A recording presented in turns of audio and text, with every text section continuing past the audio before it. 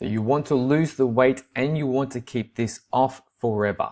How do we do that? I'm going to give you the step-by-step plan. This is what I use with my paying clients. Giving it away completely free, guys, just for you. So if you have any questions, pop them in the comments below. Make sure you stick around to the end. Get a pen and paper, take some notes, save this video, whatever you need to do. We're going to cover everything. We're going to give it completely away, right? If you find the information helpful, there'll be some more links in the descriptions below about how you can work with me, and or if you want 30 days of my free best fat loss tips. So 4 phases of a true transformation. How do we do it? This is one of my previous clients. This was roughly about a 12-week transformation, but this is the same system. If I had a client who had no time limit, let's say they were just saying, Shannon, I want to sign up. What do we do? There's no hard deadline. Obviously, it depends on their starting point and their body fat percentage and how over fat they're starting from. But what would be the perfect scenario? So, firstly, we do need to determine roughly where are you on the body fat scale. So, someone who's starting at roughly about a healthy body fat percentage. So, for guys, roughly about 20%. For women, it's about 25%. A lot of these changes and topics I'm going to talk about, you can probably achieve your best look somewhere around here or somewhere around here in about 3 to 6 months. All right. If you're starting more significantly overweight, don't get disheartened. It just takes you a bit longer. That is all. For context, I used to be obese, guys. Like I was roughly in this range, probably more. I was 120 kilos when I first started my weight loss journey. And if I can get abs lean, I promise you everyone can do it. Now, that may not be your goal specifically, but we need to determine where you are. So some of these are going to apply to people who are roughly starting from here. It's going to be a shorter time frame. If you're much larger, you just might have to extend these phases out a little bit. So the pre-diet phase. This is the part that most people ignore. And to be honest, with a lot of clients who come to me, this is something I don't necessarily always do. I like to get clients' results from day one. But if you don't have a time frame and if you're ready to just start losing fat, you haven't been pre-dieting prior to coaching, for example, if you're coming to see me, you've just been living your good life and then just today you woke up and you're like, you know what, today I start. This is where it starts and my fat loss journey begins. Before you drop into a deficit, you should prep your body and mindset to diet well. So that means bringing calories up to maintenance, ideally for about somewhere 2 to 4 weeks. So yes, it's exciting. You've decided to lose weight. And then let's say you have someone tell you that you're going to have to stay at maintenance calories for another 2 to 4 weeks. But it's not necessarily like you're just not making any progress, because it's 2 to 4 weeks. You're learning a lot about your body. You're learning about what is your true maintenance. You can gain a bit of muscle in this phase quite quickly, especially if you haven't been weight training. But this part is really about cleaning up your food quality without slashing your intake straight off the bat. Now, you want to be resistance training minimum 3 days, up to 5 days per week. I really don't see many people training more than 5 days a week. It gets pretty intrusive into most people's lifestyles. If you don't do this for a living, live and die by the gym. I'm not that kind of person either, even though I do this for a living. I train 5 days a week, but I'm in the gym every day, right? So for most people, 3 to 4 days a week is pretty doable. If you just like being in the gym and you just want to put a bit more effort into muscle building, train 5 days a week. Ease into cardio.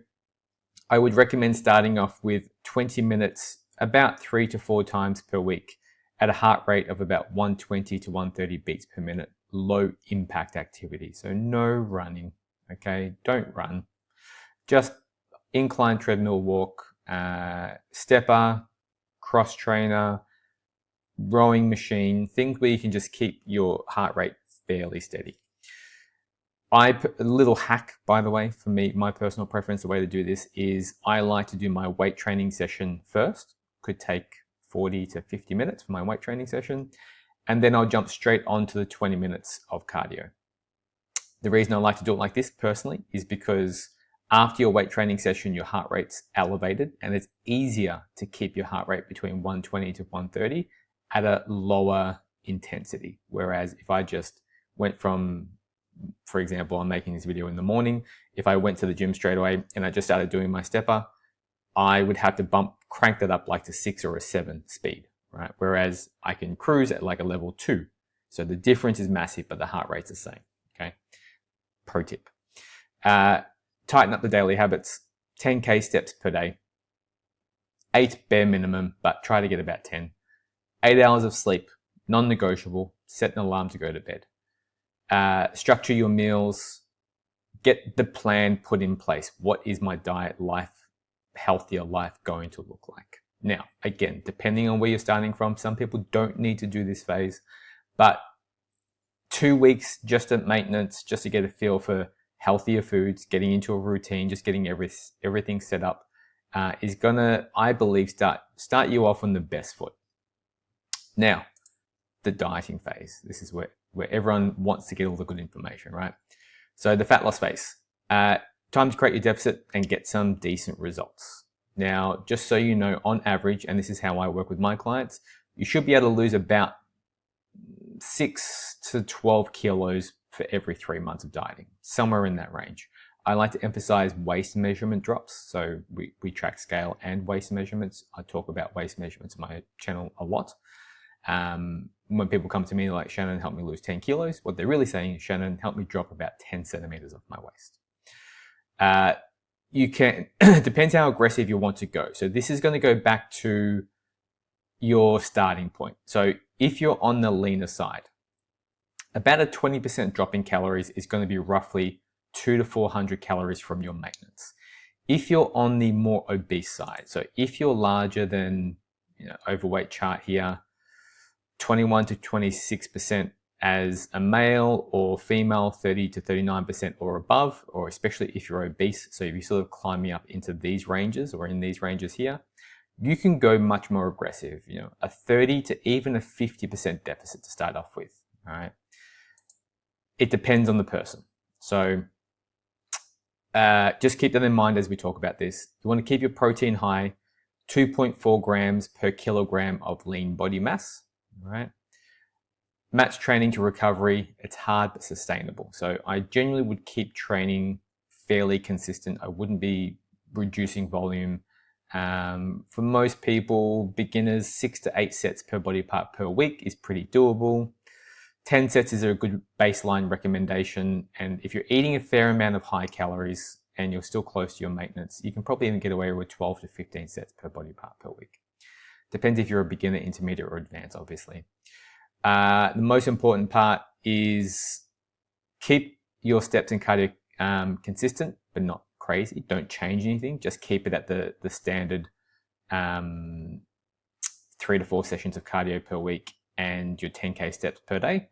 Monitor your weekly metrics. So scale, tape, photos, hunger. So as you lose weight, and this should start the weight loss process, you should start seeing scale weight going down, and you should start seeing measurements going down, purely just from dropping calories a little bit below maintenance. Because remember, we did that pre-maintenance phase. We found out your true maintenance. Anything below that true maintenance is going to cause some weight loss.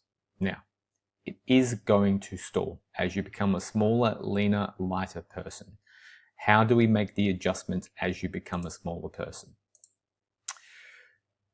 As you lose weight in centimeters, your activity and calorie intake will need to be adjusted to avoid the plateaus. If your waist or waist measurements haven't changed for 2 consecutive weeks, you need to tweak the program. And there's 2 levers you can pull. You can decrease your calories, 100 per day, right? If you're dieting on 2,200 calories, you go down to 2,100 calories. If you're dieting on 1,600 calories, you go down to 1,500 calories. That's usually more than enough to get the body responding again.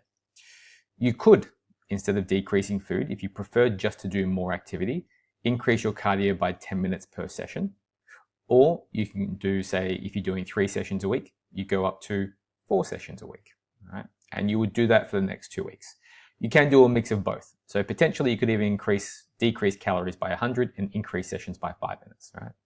So just as long as you're doing a little bit more either activity or a little bit less calories or a little bit of both, it's going to be enough to start pushing you back into the direction of, I'm now losing fat again and I'm outdoing the pace of the plateau. Does that make sense?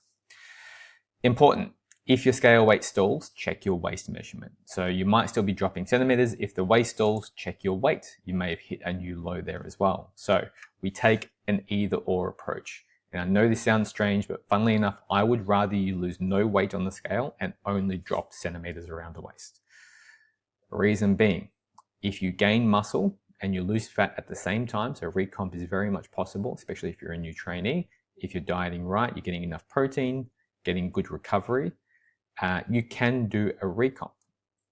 And I'll talk about some recomps in a future video, but most importantly, I will always take waist measurement drops over scale weight losses every day of the week. All right. Now, sometimes you'll hit a new low waist measurement, but your scale may not go down. That's okay. If you're physically a smaller person, you 100% have lost body fat. Now, if you don't lose any measurements that week, perfectly fine. If you hit a new low scale weight that week, great. Keep going. It's another indication you're heading in the right direction.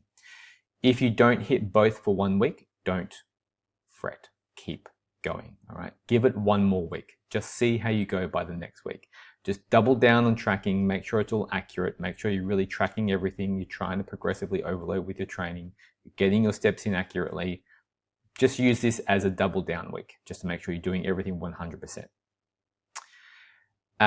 If you don't get any results again the following week, make the adjustment. All right, that's how I would usually work with most people. Women, just take into account your period week as well, or that, starting of your period just before you start, and sort of the first few days, just because that can throw off your measurements and scale weight a little bit. Note, depending on how much weight you need to lose, you may need to insert the occasional 2-week diet break. So, as an example, going back to our demonstration here, to go from this to here, you can do that pretty consistently if you just diet down really hard for about 12 weeks. If you just balls to wall, put the mindset in, did all the work, you could go from here to here or here to about here in about 12-ish weeks. All right. You may not need to take a diet break. You might be in the perfect headspace to do it. Now, my personal preference is, depending on where your waist measurements are, you might want to insert just a 1-week or a 2-week diet break somewhere in the middle. Once you hit here, bit of a refresh, reset, get some carbs up, get hunger hormones down, leptin levels up, fix the ghrelin issues, all that sort of stuff, and then do another bit of a push. You're only delaying the process by 2 weeks.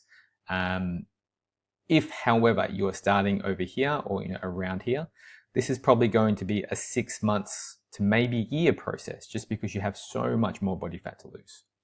So generally speaking, I would recommend roughly every 8 to 12 weeks is when you would want to take a diet break.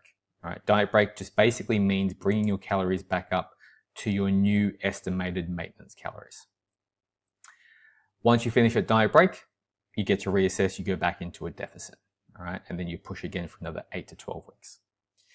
Once you have lost the weight that you want to lose, or you've gotten down to the body shape and or body fat percentage that you're happy with and you want to look like for most of your life, enter the maintenance phase. So this is important, okay? So you finish your diet, and this is where most people blow it, and this is where people just give up and they feel restricted for so long, they just go back to their old habits. Now, yes, you will eat more calories at your maintenance at your new weight, but it will still be less than your old weight. So people blow it by either they panic and they keep pushing, so they get too lean, or they overeat and blow out their progress. So what should you do? Bring calories back up to your new estimated maintenance for at least 4 weeks. So whatever your predicted maintenance should be, for most women, it's about, if you're doing it in pounds, I think it's about 14 times your body weight in pounds. For men, it's about 15-ish times your body weight in pounds. And this is provided you're still doing 3 to 4 days of cardio, you're still doing your weight training sessions, you're still getting your steps in, okay? Keep protein high, keep hunger under control. You're mostly increasing from carbohydrates. So fats should generally be set to about 25% of your total daily calorie amount. 20 to 25% is usually plenty enough. Protein remains the same the entire way through, and then you're literally increasing carbohydrates. You want to make sure you're eating lots of fiber where possible, but you do get more food freedom. Now, you still want to track accurately during this process. You still want to weigh, track, measure all of your food. You need to get a really good idea of what your maintenance calories are. And this you'll find actually increases over time. So you might have finished your diet on like 1600 calories or 1400 calories or 1900 as a male, for example. Now, your maintenance calories may be estimated at 2700 calories. And yes, you get to go back to that amount of food, very high, post-diet. But your body's primed for fat regain, all right? Your metabolism slowed. So generally speaking, whatever your maintenance calories are, I would recommend starting off with about 10% below your maintenance calories, all right? Just slightly below. Stick with that for about 2 weeks.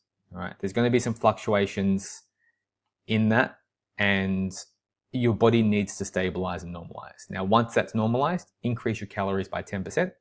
Okay, that will probably plateau off again about a week or 2 weeks. So you might gain 1 or 2 centimeters around the waist, or you might gain 1 or 2 kilos on the scale again. That is mostly glycogen and water. Do not stress over that. If you continuously keep gaining over time, you're probably not counting accurately. You're probably going out too much. You're probably just eating too much, right? So always start conservatively, and you can always increase calories from there. Now, this is the optional phase, the optional lean gain. Now, most of the people who I train don't have a problem with gaining weight. So some people don't even need to worry about going into this gaining phase. For most people, arguably, at least for a while, you could probably just sit at maintenance calories and just train your ass off, all right? And you'll gain a significant amount of muscle for a while. If, however, you're finding that your scale weight just isn't going up, and if you care about muscle gain, and this is probably speaking more to guys, I'm trying to be sexist, but if you're a woman and you want to gain some serious muscle, you at least want to be eating at maintenance calories or a very small surplus. Generally speaking, 5% to 10% above maintenance. So once you've recovered, your weight has stabilized, you can go into your building phase, which is training hard, gaining weight over time very, very slowly, but most of that we want to be muscle. So what does that mean? A very small calorie surplus above your maintenance or estimated maintenance. Or again, if you want to stay around maintenance and when you start to lose weight, increase calories. That's just if you're a bit more hesitant or scared of the fat regain. Progressive training volume up to about 10 to 20 sets per week per muscle group.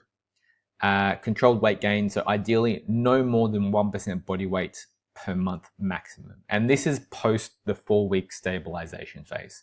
So in that 4-week stabilization phase, you may go up 1 to 2% just in that phase, just hydrated glycogen, water retention, etc. Past that 4 weeks, 1% is the maximum you want to gain over the course of a month. And it's always relative to your body weight, right? Keep protein steady, keep the carbs high, and keep the fats moderate, right? It is not complicated, but definitely is not easy, right?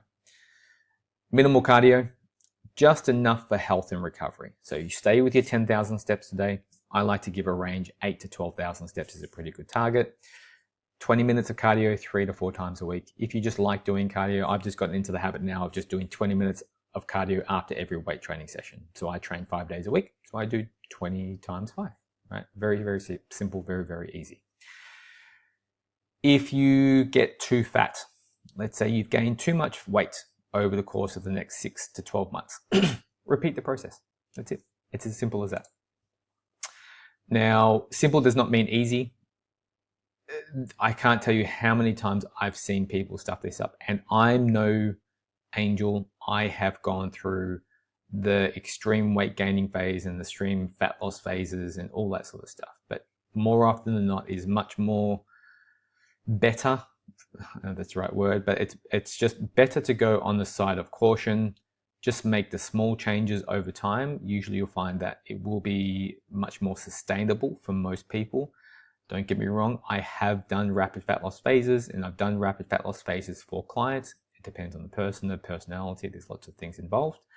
But this would be the overall approach if I could have the quote unquote perfect process. All right, so to sum it up very nicely, 2 to 4 weeks of pre-diet phase, depending on where you're starting from. If it's at a healthy body fat percentage, you can do one really hard push of about 12 to 16 weeks of dieting with a possible diet break in the middle. If you're much more overweight, you may have to break this up into chunks. So you might do 8 to 12 weeks at a time with about a 2-week diet break, and then you reset again, and then go again, and then go again. So you're just extending out the dieting phase. Then you have your post-dieting phase, which is at least a 4-week stabilization phase. And then depending on your goals, you may just want to stay there and just stay at maintenance and just tidy things up every now and then. Or you may be serious about muscle building goals and you want to actually gain, 5 to 10 kilos of muscle over the next 2 to 5 years, which doesn't sound like a lot, but it is. And this is the process I would do. Now, this works, right? These are just a couple of clients that I've trained over the last 15 years. Guys below, we've taken clients from obese to abs lean. We've taken clients here, for example, Ailey, she's gone from morbidly obese to really, really lean. She even had surgery to remove some skin. Average clients, just everyday people. The process works every single time you follow the process. So if you need help, this is what I do for a living, guys. You can reach me. The details will be in the description below. You can book in a call. We can have a chat in terms of how we can help you or how I can help you. Otherwise, there'll be a 30-day free fat loss, 30 of my best fat loss tips. You can sign up free, no charge whatsoever. I'll give you 30 of my best tips for all my paying clients. I use it with them. You can get it sent to your email daily, every single day for 30 days. And if you have any questions on this, post them in the comments below. Otherwise, I will see you in the next video. Have a good day.